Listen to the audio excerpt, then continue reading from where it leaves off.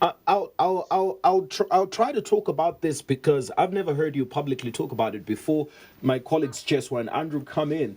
This is because don't you think that your credibility in terms of analysis of this UPND administration is questionable?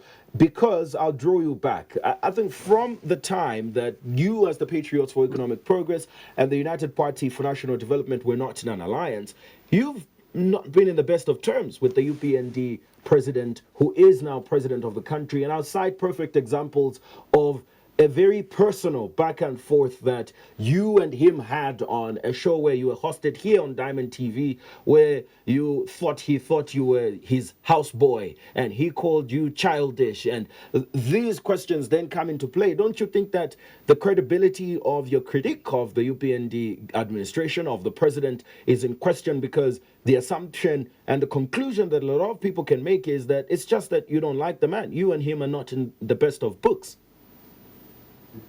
Not at all, Jonah, not at all. Because, take for instance the matter at hand. We are talking about farmers being paid today.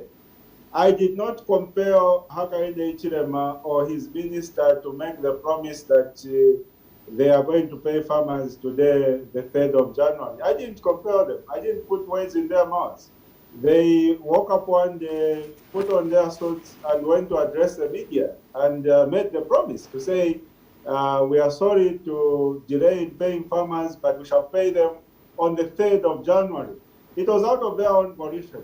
And for me as an opposition leader, it is my job to remind the government to say, look, you guys, you made a promise to the people, you made a promise to the farmers that you pay them today, and today is the 3rd of January, you haven't paid them.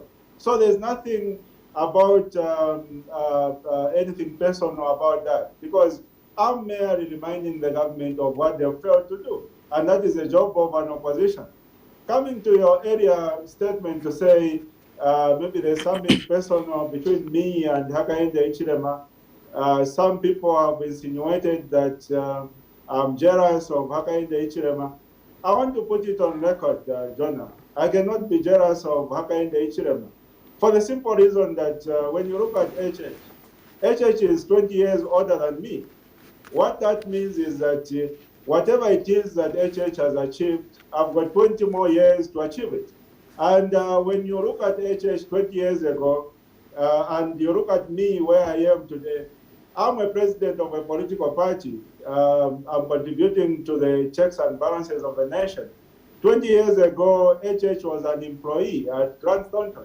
He was working an 8 o'clock to 17 hours job. That sounds very personal. And that validates the fact that sounds very personal. I mean, sounds pretty personal to me. Whichever way you look at it, Jonah, whichever way you look at it, there's no basis whatsoever why I would be, jealous of Hakainde Hichilema. In 20 years' time, I will not be president of Zambia. I will be former president of Zambia.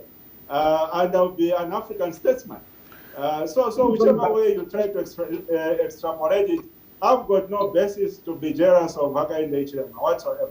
Well, your statement now sounds very personal, if I have to put it to you. I mean, you talk about the time he was in employment and all of that, and it really does sound like there's something going on, even if you're not going to admit it. But I know that Andrew has something to say.